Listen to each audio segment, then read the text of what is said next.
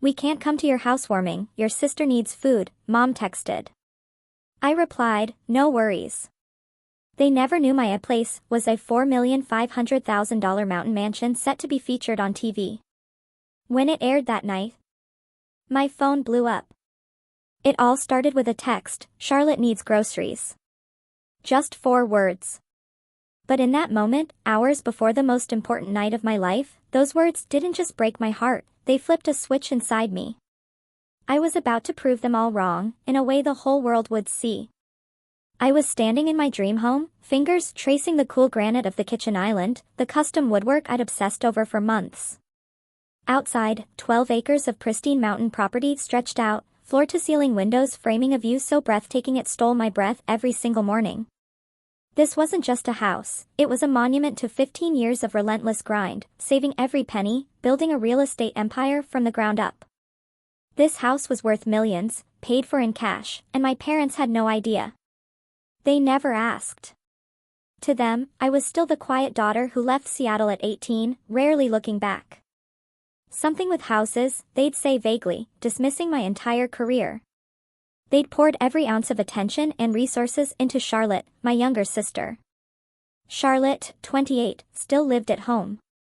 She'd never held a job longer than 3 months, couldn't function without their constant intervention. And her mundane grocery run somehow trumped my celebration. My housewarming party was tonight. I'd invited them weeks ago, offered to pay for gas, even a guest room for the night. My mom had given her usual distracted, "I'll think about it." My dad, predictably, hadn't responded at all. What they didn't know was that an HGTV crew had been here for 3 days. My home was chosen for a special on luxury mountain estates. I'd thought about telling them, imagining their shocked faces.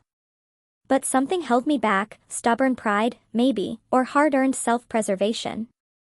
Deep down, I knew even this wouldn't be enough to shift their attention from Charlotte for more than a fleeting moment.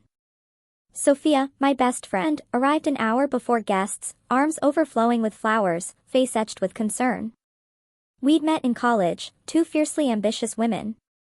She, now a thriving architect who helped design parts of this house, knew my family drama better than anyone. I silently showed her my mom's dismissive text. Sophia just shook her head, a weariness in her eyes that spoke volumes. "They're not coming," she stated, not asked. "Charlotte needs groceries," I echoed, my voice carefully neutral. Sophia set down the flowers, pulling me into a fierce hug. "They're tremendous loss, Eleanor. Look at everything you've built. If they can't see your worth, that's their limitation, not yours." I nodded against her shoulder, a stubborn lump in my throat. She was right. Intellectually, I knew it. Emotionally, that wounded little girl inside still craved their approval with embarrassing intensity. She still wanted to be the daughter they celebrated, not the one they perpetually forgot. As the afternoon light bled into evening, I watched the mountains, knowing the party would start soon, without them. Love in our house was rationed, and Charlotte always got the bigger portion. My 16th birthday, she threw a tantrum for my chocolate cake. My parents bought 2, turning my milestone into her joint event. High school graduation, valedictorian, full scholarship to a prestigious university, Charlotte complained about the boring ceremony. We left early for her friend's pool party. College was my escape. 6 hours away, in Portland. I worked 3 jobs, stubbornly refusing my parents' money, knowing it would tether me to their suffocating dynamic. I majored in real estate development, drawn to transforming neglected properties into something valuable. My first job out of college, I was the youngest, the only woman in leadership. I worked twice as hard, closing more deals than anyone. Within 5 years, I ran my own division. By 30, my own firm, specializing in luxury mountain properties. Throughout all this, my parents remained consumed by Charlotte's endless crises. She bounced from job to job, quit dramatically, got fired. Boyfriends came and went. She moved back home at 23 and never left, claiming she was figuring things out, while they paid for everything. Our lives couldn't have been more stark, yet I was always the one who fell short. My first house, a fixer-upper at 26, my mom hoped I wasn't, neglecting my personal life. A regional business award at 28, my dad forgot to return my call. My first multi-million-dollar development deal at 30, they were too busy with Charlotte's latest breakup to attend my celebration. I learned to stop sharing. It hurt less than their crushing indifference. I built a rich life, full of people who celebrated me. Sophia became the sister I never truly had. But that hollow ache remained, the sacred space for unconditional parental love, painfully empty. The night before the party, I'd called my mom one last time. She was distracted, Charlotte complaining loudly in the background. "We'll try our best, Eleanor," she'd said. "Charlotte hasn't been feeling well." At 28, not feeling well still derailed everything. I should have known then. The text was just official confirmation. They would always choose Charlotte. Her laziness over my achievements, her groceries over my celebration, her comfort over my happiness. But this time, something shifted. For the first time, not the familiar sting of rejection, but a calm anticipation. They chose to miss this. But this time, they wouldn't be able to ignore my success. The HGTV episode, promoted heavily for weeks, was airing tonight, right as my guests watched it in my media room. My social media was buzzing with network tags. I hadn't told my parents, refusing to beg for validation. Now, receiving that text, I decided, they'd discover it on their own terms. Without warning. The party was perfect, save for one notable absence only Sophia noticed. 50 guests mingled, champagne flutes clinking, marveling at the views. The HGTV crew packed up, promising spectacular results. At 8 o'clock in the evening, we gathered in my custom-designed media room. Cheers erupted as my home filled the massive screen. The camera panned across mountain vistas, lingered on architectural details. The host spoke of its transformation, and that the visionary developer who'd brought it to fruition. Then, my interview segment. I spoke passionately about architectural preservation, sustainable luxury, homes telling stories. I watched myself, poised, articulate, barely recognizing the woman I'd become. Everything they'd never bothered to see. As the segment ended, applause filled the room. A bittersweet mix of triumph and sorrow. This was my defining moment. And the two people who should be proudest were 4 hours away, buying groceries for a sister who couldn't bother to try. Later, on my deck, the mountains of velvety darkness. I'd built something remarkable, something meaningful that would outlast all the petty disappointments. But the question remained, why was I never enough for them? I posted a single red heart emoji on social media. Back inside, I smiled. Accepted congratulations, and pretended their absence didn't matter. But something had fundamentally changed. The little girl begging for scraps of attention was gone. The woman who absolutely refused to beg any longer had emerged. And somewhere in a quiet town nestled in eastern Washington, my parents were about to discover what their casual indifference had truly cost them. The next morning, my phone exploded. Friends, colleagues, strangers, all congratulating me on the broadcast. My inbox overflowed with client inquiries, interview requests, collaboration offers. Tremendous validation. But the messages I noticed most acutely were the conspicuously absent ones. No call from my parents. No text from Charlotte. 12 hours after national TV, radio silence. Either they hadn't seen it, which seemed impossible, or they didn't care. Both stung deeply. My professional life had suddenly skyrocketed. 3 meetings with major investors by noon, a preliminary offer to consult on a massive resort project in Tennessee. All my hard work finally paying off. Then, my mom called. I stared at her name, a long, uncertain moment before answering. My gut clenched. "Eleanor, why didn't you tell us about any of this?" Her voice was sharp, accusatory. "The TV show? That enormous house? We had no idea. Do you know how embarrassing it was for Mrs. Jenkins to call this morning and ask if we saw our daughter on HGTV?" I sat on my kitchen stool, processing. Their reaction wasn't pride, but embarrassment that they'd been publicly caught not knowing about my life. "I invited you to the housewarming," I said, my voice carefully even. 3 weeks in advance. You chose not to come. You never told us it was going to be broadcast on television. The party wasn't on television, Mom. The house was. You would have seen everything if you'd just bothered to show up. Heavy silence. I could almost feel her searching for an angle to make it my fault. Your sister is very upset about all of this, she finally said, defensive. Of course Charlotte was upset. Why, exactly, is Charlotte upset? Because you've clearly been hiding your considerable success from the family. She feels deeply betrayed by your secrecy. I laughed. A sharp, bitter sound. She feels betrayed? I've invited you both to every significant event in my life for over a decade, and you've manufactured excuses to skip every single one. I stopped telling you about my accomplishments because you never cared enough to celebrate them. If anyone has legitimate standing to feel betrayed, it's me. That's not fair, Eleanor. We've always fully supported you. Then name one specific thing. Just one. One graduation you attended. One awards ceremony. One professional milestone you genuinely acknowledged. More silence. I'll wait. You've always been so fiercely independent, my mom said, her voice smaller. You never seemed to need us. I absolutely needed you, I said, feeling the sting. Desperately. I just stopped showing it because every time I reached out, you chose Charlotte instead. Yesterday was important, and you skipped it because she needed groceries. She's 28, Mom. She can buy her own groceries.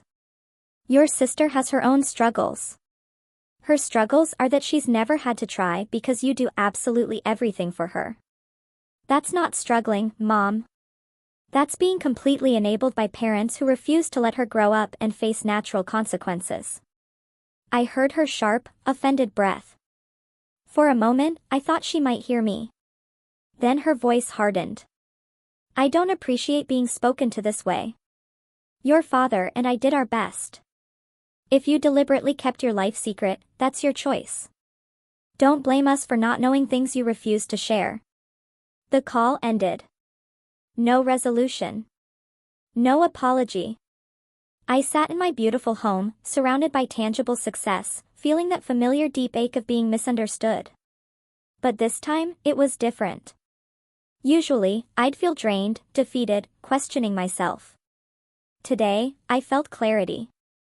My mom's true priorities were laid bare. I wasn't going to twist myself into knots for approval that would never come. I didn't call back. I didn't apologize. I focused on the fulfilling life I'd built without them. If they wanted in, they knew where to find me. I was done chasing. 3 days later, Charlotte called. She and I rarely spoke without our parents mediating. Her voice was immediately hostile. You think you're so much better than everyone else, don't you? Hello to you too, Charlotte. Mom told me all about your fancy mansion, the TV show, how you basically told her she was a terrible, neglectful parent. That's not even close to what I said. You made her cry, Eleanor. Is that what you wanted? To deliberately hurt our own mother? I took a slow, deep breath. Engaging with Charlotte's drama was never productive. She thrived on conflict, playing the victim. I simply told her the honest truth. If hearing the truth made her cry, maybe she should spend some time thinking carefully about why. God, you're so self-righteous. You always have been. Just because you have money doesn't mean you're better than us. I've never said I was better than anyone. You didn't have to say it out loud. You've been silently communicating it your entire life, your fancy scholarships, your career, your holier-than-thou attitude. Some of us aren't as lucky as you, Eleanor. Some of us actually struggle with real problems. I closed my eyes, fighting the urge to list all the ways her struggles were self-inflicted. The jobs carelessly quit, the relationships sabotaged, the years spent at home rent-free. I was not lucky, I said quietly, firmly. I worked incredibly hard for everything I have. There's a significant difference between luck and effort. Whatever. Mom and Dad are devastated by how you treated them. They think you hate them. I don't hate them. I'm just exhausted from being their perpetual afterthought for 31 years. Charlotte scoffed. Everything is always about you, isn't it? Your precious feelings, your accomplishments, your big successful life. Did you ever stop to think how this affects the rest of us? Now everyone in town knows you're wildly successful, and they're going to compare us unfavorably. Do you have any idea how that feels for me? I was genuinely speechless. Her audacity. She was upset because my success made her look bad. Not proud of me. Maybe, I said slowly, deliberately, instead of being upset that I succeeded, you could use it as motivation to finally do something meaningful with your own life. The line went dead. I set my phone down, staring out at the mountains. My mother was crying because I told her the truth. My sister was angry because my success made her look bad. And I was supposed to feel guilty for building a meaningful life. But I felt no guilt. Only freedom. The confrontation stripped away my last illusions. They would never celebrate me. My mother would always prioritize Charlotte. My sister would always resent me. My father, a silent absence, would remain so. For years, I'd believed if I achieved enough, they'd finally see me, love me. The TV episode proved otherwise. No amount of success would change their perception. In their eyes, I was the afterthought, the difficult daughter. The freedom in accepting this painful truth was liberating and quietly devastating.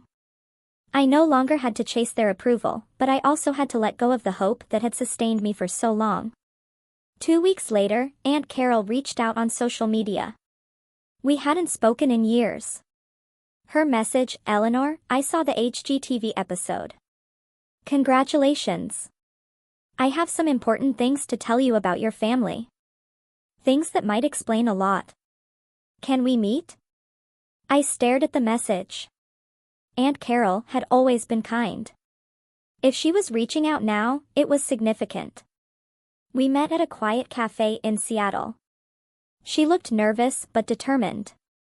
What I'm about to tell you should have been told years ago. I argued with your mother about it, but she refused. I've carried this guilt. When I saw you on TV, so successful and so clearly alone, I couldn't stay silent. My heart raced. What are you talking about? She looked down at her coffee. Your mother and I had different fathers. You knew that. But what you don't know is that your grandmother heavily favored me, just like your mother favors Charlotte. I was the pretty one, the easy one, who got all the attention. Your mother grew up feeling invisible and unloved. She swore she'd never do that to her own children. But she did it to me. Yes. And the reason is painful. When you were born, you looked exactly like our mother. Same features, same expressions. Your mother loves you, Eleanor. I truly believe that. But she also sees her own mother in you, the woman who made her feel worthless, and she can't separate those images. So, she overcorrected with Charlotte, determined never to make another child feel that way. I sat stunned. My mother's neglect wasn't random. It was rooted in deep trauma. A wound so profound she transferred it onto her innocent child. She punished me for looking like someone I never even knew, I whispered. Aunt Carol nodded, tears in her eyes. I should have told you sooner. Why now? Because I saw you on TV. I saw a woman who succeeded despite everything. But I also saw someone who looked lonely. Someone who deserved to understand that she was never the problem. Your mother's inability to love you properly was never about you, Eleanor. It was always about her own broken heart. I didn't know what to do with this. Compassion for my mother. Rage that she inflicted her pain on me. And a strange validation. I hadn't imagined the disparity. There was a reason, deeply unfair. We talked for hours. She filled in family history, patterns of favoritism repeating generations. She apologized for her silence. I found myself forgiving her. I drove home feeling different. Anger remained, but tempered with understanding. My mother wasn't a villain, she was a damaged person who damaged me. It didn't excuse her, but it explained it. 6 months passed. The HGTV episode launched my career into a new stratosphere. Forbes list, major interviews, a team of 12. Success arrived in abundance. My parents remained absent. I'd half expected my mom to reach out after Aunt Carol's revelation. She never did. Charlotte still posted bitter subtweets. My father remained a ghost. I found unexpected peace in their silence. Without the exhausting cycle of reaching out and being rejected, I focused on my own growth. Sophia was right. Their inability to see my worth was their reflection, not mine. I no longer needed their validation because I had something more sustainable, my own belief in myself. The turning point came unexpectedly. A journalist, Chloe, writing a major piece on women in real estate, requested an extensive interview. Prestigious national magazine. I agreed, expecting promotional material. But Chloe wanted to understand me. I shared things I'd never discussed publicly, the family dynamics, the isolation, the determination forged from pain. I talked about the housewarming, their absence, the HGTV episode, the confrontations. It sounds like your success is a form of revenge, Chloe observed thoughtfully. Not revenge, exactly, I considered. More like proof. Proof that their dismissal of me was wrong. Proof I was capable of more than they believed. The article published 2 months later. The response was overwhelming. Women across the country shared similar stories. I'd touched a nerve. My story was bigger than just me. My parents saw the article. Mutual acquaintances made sure they knew. The exposure was national, deeply personal. Everything I'd kept private was now public record. No hiding from the truth of how they'd treated me. My mother's call came 3 days later. Her voice was different, smaller, uncertain. Eleanor, we need to talk about that article. What about it? You made us look terrible. People are talking. The neighbors, church friends, everyone knows what you said. About us. I felt the old pull to apologize, but pushed it away. Everything I said was true. You missed my housewarming for groceries. You never came to my graduations. You've always prioritized Charlotte. I didn't make you look terrible. I simply described what happened. You don't understand how hard it was for me, she said, her voice cracking. Raising 2 children. I know I made mistakes, but I tried my best. Your best wasn't good enough. And instead of acknowledging that, you're calling to complain about how the truth makes you look. Silence. Then, so quietly, I'm sorry. 2 words I'd waited my entire life to hear. I let them hang. Did they change anything? No. An apology after 31 years, prompted by public embarrassment, wasn't the reconciliation I dreamed of. It was damage control. Thank you for saying that, I replied carefully. But I need you to understand something. I'm not angry anymore. I don't hate you. But I also don't trust you. You've shown me throughout my life where your priorities lie, and they've never been with me. One apology, forced by public pressure, doesn't change that. What do you want me to do? I want you to think about whether you actually want a relationship with me, or if you just want to repair your reputation. I'm not interested in being your daughter only when it's convenient or makes you look good. If you want to be part of my life, you need to show up consistently, celebrate my successes, and treat me like I matter. If you can't do that, then please leave me alone. I ended the call, feeling something unexpected, closure. I'd said what I needed, set boundaries. The decision was hers. The fallout continued for weeks. Charlotte posted a lengthy social media response, calling me a liar and attention seeker. It only drew more attention to the article, making her look petty. Friends of my parents reached out privately, confirming everything I'd written. The community finally saw what had been hidden in plain sight. My mother tried to rebuild, awkwardly. Birthday cards, occasional calls. It was stilted, but it was effort. My father remained silent. Charlotte oscillated between hostility and politeness. It wasn't the fantasy reconciliation, but it was something. A beginning, maybe. The final moment of clarity came a year after the housewarming. Grand opening of my newest project, a boutique mountain resort. Industry leaders, regional media, a significant achievement. My mother came. She drove 3 hours alone, walked in by herself. She didn't try to take credit. She simply hugged me, told me she was proud, and asked for a tour. It was a small gesture, but it was everything I'd ever wanted. Recognition. Presence. I showed her around, explaining my vision. She listened, asked questions, genuinely interested.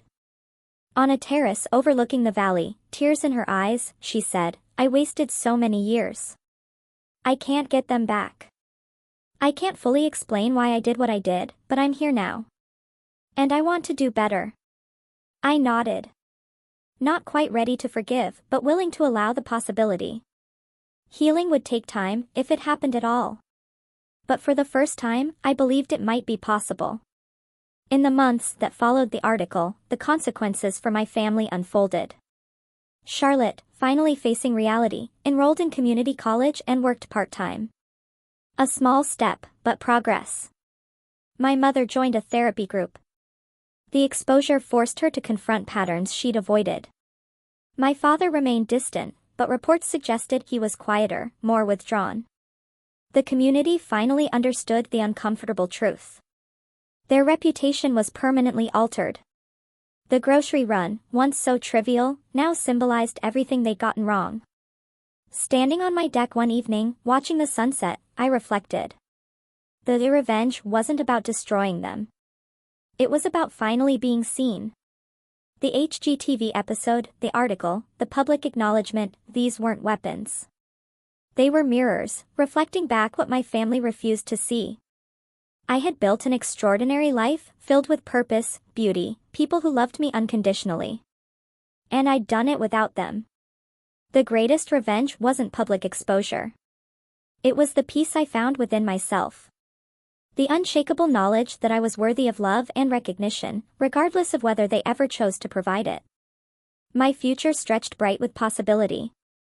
For the first time, I was walking toward it without looking back, without hoping they would follow, without needing their approval to feel complete. What would you have done in my place?